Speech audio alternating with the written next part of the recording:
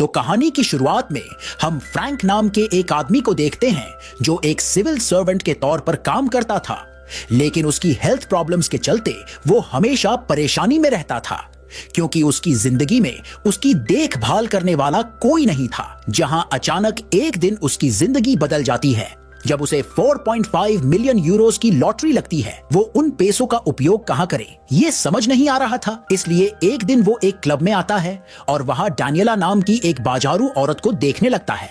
वो हमेशा से ही उसे पसंद करता था और दूर से उसे देखता था, लेकिन आज वो हिम्मत करके उसके सामने जाता है और उससे उसकी रोज की कमाई पूछता है।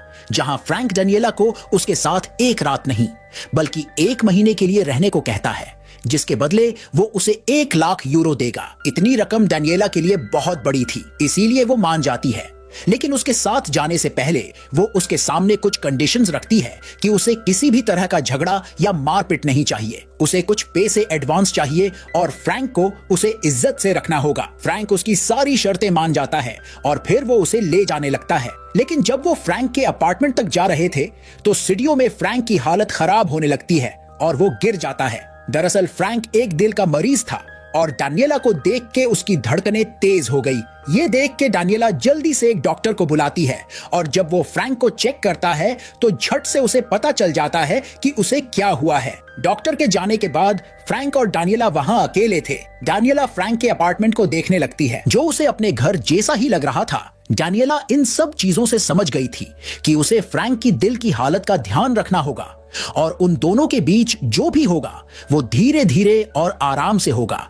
जिसके बाद काउच में डैनियला फ्रैंक को अपनी तरफ आकर्षित करने लगती है और उसे देख के फ्रैंक से रहा नहीं जाता और वो दोनों पहली बार इंटीमेट होते हैं। अगली सुबह जब फ्रैंक अपनी आंखें खोलता है तो डैनियला बिस्तर में नहीं थी। दरअसल डैनियला फ्रैंक को इम्प्रेस करना चाहती थी, इसीलिए वो उसके लिए नाश्ता बनाती है और फिर एक बीवी की तरह उसे ऑफिस जाने के लिए तैयार करती है।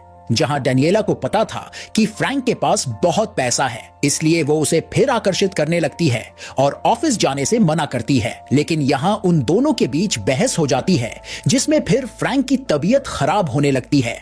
जहां वो इस बार वो अपने फैमिली डॉक्टर आंद्रे को बुलाता है, जो घर आके जब फ्रैंक के पास डैनियला को देखता है तो उसकी खूबसूरती से वो दंग रह जाता है क्योंकि आज से पहले उसने फ्रैंक के साथ कभी किसी लड़की को नहीं देखा था। फ्रैंक की हार्ट प्रॉब्लम को काबू करने लिए आंद्रे उससे कहता है कि तुम्हें डैनियला के साथ कम से कम मस्ती करनी होगी। जहां उसे समझ नहीं आ रहा था कि आखिर फ्रैंक को डैनियला जैसी औरत मिली कैसे, इसीलिए वो सीधा डैनियला से सच्चाई पूछ लेता है। जहां वो उसे बता देती है कि वो एक बाजारू औरत है, लेकिन अब वो फ्रैंक के साथ एक नई जिंदगी शुरू करना चाहती है। जिसके बाद वहां से जाते हुए आंद्रे फ्रैंक से कहता है कि तुम्हें इस तरह बाजारू औरत पर अपने पैसे बर्बाद नहीं करने चाहिए। लेकिन हम देखते हैं कि डैनियला के आने के बाद फ्रैंक काफी खुश रहने लगा था और उसकी दिल की समस्या भी कंट्रोल में आ गई थी। वो दोनों एक दूसरे के साथ काफी खुश थे। जहां वो बीच पर घूमने जाते हैं, एक दूसरे के साथ काफी मस्ती करते हैं और यहाँ तक कि अब फ्रैंक को इंटीमेट होने में भी कोई दिक्कत नहीं आती थी। सब कुछ सही जा रहा था। जहां फिर भी आंद्रे आए। दिन फ्रैंक के घर उसकी जांच करने आता रहता था और एक दिन वो उसे अपनी सच्चाई बता देता है कि वो अपने पड़ोस में रहती एक औरत से बहुत प्यार करता है जिसे कैंसर की बीमारी है और उसका इलाज में ही कर रहा हूँ और ज्यादा समय में उसी के साथ बिताता हूँ। वो औरत पहले एक नर्स हुआ करती थी और उसने काफी सारे मरीजों की जान भी बचाई है। जहां वो भी उसके लिए वही करना चाहता है। यहाँ वो फ्रैंक से कहता है कि डैनियला तुमसे प्यार नहीं करती, वो बस तुम्हारे साथ तुम्हारे पैसों के लिए है और जब पैसे खत्म हो जाएंगे तो वो भी चली जाएगी। जिसके बाद देर रात फ्रैंक आंद्रे को कॉल करता है क्योंकि डैनियला की तबीयत खराब हो रही थी और वो बार बार उल्टी कर रही थी। ये देख के आंद्रे वहां जाने लगता है और जब वो उस नर्स को बाय बोल रहा था तो हम देखते हैं कि वहां कोई नहीं था। वो नर्स बस आंद्रे की कल्पना थी। जिसके बाद वो फ्रैंक के घर आके डैनियला की अच्छे से जांच करता है, लेकिन जब वो डैनियला को बिना कपड़ों के देखता है तो उसकी धड़कनें बढ़ने लगती है और वही उसकी मौत हो जाती है। जिसके बाद जब फ्रैंक आंद्रे के अंतिम संस्कार में था तो यहाँ एक आदमी से उसे पता चलता है कि जिस नर्स की बात वो कर रहा था असल में उसकी मौत 5 साल पहले ही हो गई थी और वो उसे भूला नहीं पा रहा था। जहां मरते दम तक उसने उसे अपने दिमाग में रखा। फ्रैंक भी डैनियला से सच्चा वाला प्यार करने लगा था और उसके साथ वो बहुत खुश था। जहां उसकी बीमारी मानो गायब ही हो गई थी। फ्रैंक को इतना खुश देख के उसके कॉलीग्स को समझ नहीं आता कि आखिर मांजरा क्या है, और ये सब देख के फ्रैंक भी उनको सच्चाई बताने का फैसला करता है। जहां रात में वो सभी को डानिएला से मिलाने लाता है, लेकिन डानिएला वहां नहीं थी और उसका सारा सामान भी गायब था। मतलब वो उसे छोड़कर जा चुकी थी। इन सब चीजों से फ्रैंक को उसके कॉलीग्स के सामने शर्मिंदा होना पड़ता है। जहां वो रात में फिर उसी क्लब में जाता है जहां से वो डानिएला को लाया था। वहां वो देखता है कि डानिएला वापस अपने पुराने काम में लग गई थी और वहां वो उसके एक ग्राहक के साथ थी। ये देख के फ्रैंक का दिल टूट जाता है और वो समझ जाता है कि डानिएला उसके साथ बस एक कॉन्ट्रैक्ट के तहत थी और अब वो वापस उसके पास कभी नहीं आएगी। जहां वो निराश होकर शराब पीने जाता है और वहां एक औरत को उसकी लॉटरी के बारे में बताने लगता है। जहां उसकी ये बातें वहां एक और बाजारू लड़की सुन लेती है और वो धीरे से फ्रैंक के पास आ जाती है। वो लड़की फ्रैंक से बिल्कुल उसी तरह बात कर रही थी जैसे शुरू में डानिएला उसके साथ करती थी। वो उससे कहने लगती है कि मुझे तुम्हारे साथ लगाव सा महसूस हो रहा है, और वो फ्रैंक के साथ बाहर घूमने जाने के भी प्लान बनाने लगती है। जहां वो लड़की डानिएला से भी खूबसूरत थी और उससे काफी जवान भी थी, लेकिन उसकी चिकनी चुपड़ी बातों में फ्रैंक नहीं आता क्योंकि उसे तो बस डानिएला से ही लगाव था। जहां उस लड़की के साथ जाने से पहले फ्रैंक एक आखिरी बार डानिएला के पास आता है और उसे अपने दिल की बात बताने लगता है कि मैं तुमसे बेइंतहा मोहब्बत करता हूँ और इस दुनिया में एक तुम ही हो जो मेरी तन्हाई को भर सकती हो। ये सब सुन के डानिएला कहती है कि मैं तुम्हारे साथ पूरी जिंदगी नहीं रह सकती हूँ क्योंकि मेरी जिंदगी में कोई और भी है। जहां वो फ्रैंक को उस लड़की के साथ जाने को कहती है क्योंकि वो उससे ज्यादा जवान थी और वो फ्रैंक का अच्छे से ख्याल रख सकती है। लेकिन फ्रैंक उसकी ये बात नहीं मानता और जब वो डानिएला से बेहेस करता है तो उसकी तबीयत खराब होने लगती है।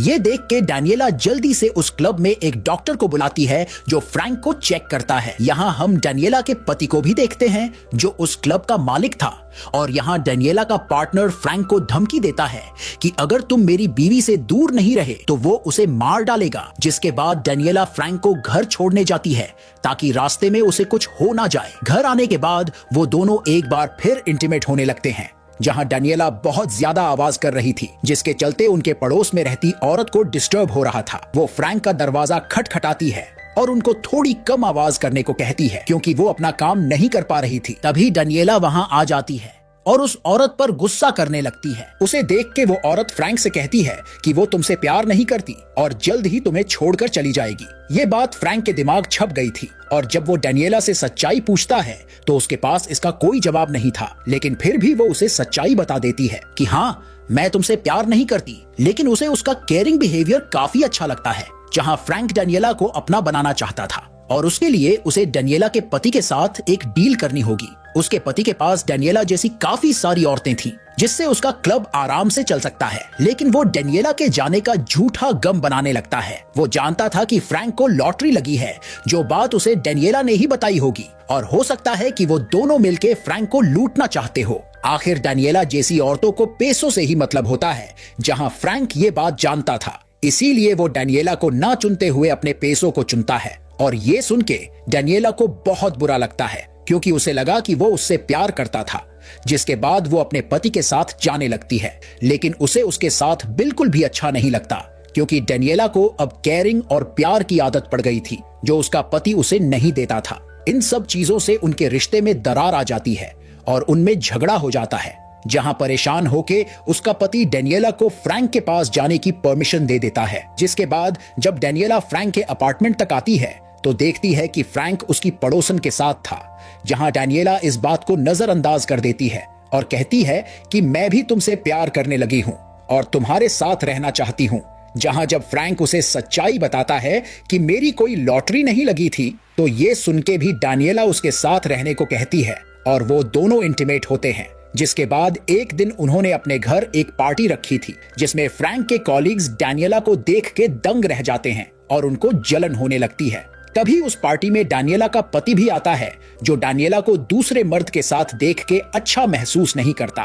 तभी अचानक डानिएला कहीं गायब हो जाती है और सभी परेशान हो जाते हैं। लेकिन फ्रैंक देखता है कि डानिएला उसके एक कॉलीग के साथ वहां मस्ती कर रही थी। ये देख के वो समझ जाता है कि डानिएला एक बाजारू औरत है और हमेशा ही रहेगी, जहां उसने इस बात को अपना लिया था और वो डैनियला के साथ खुशी खुशी रहने लगता है। और इसी के साथ ये फिल्म यहीं पर खत्म हो जाती है। तो मुझे कमेंट करके जरूर बताना कि ये फिल्म आपको कैसी लगी। मैं मिलूंगा आपसे अगले वीडियो में।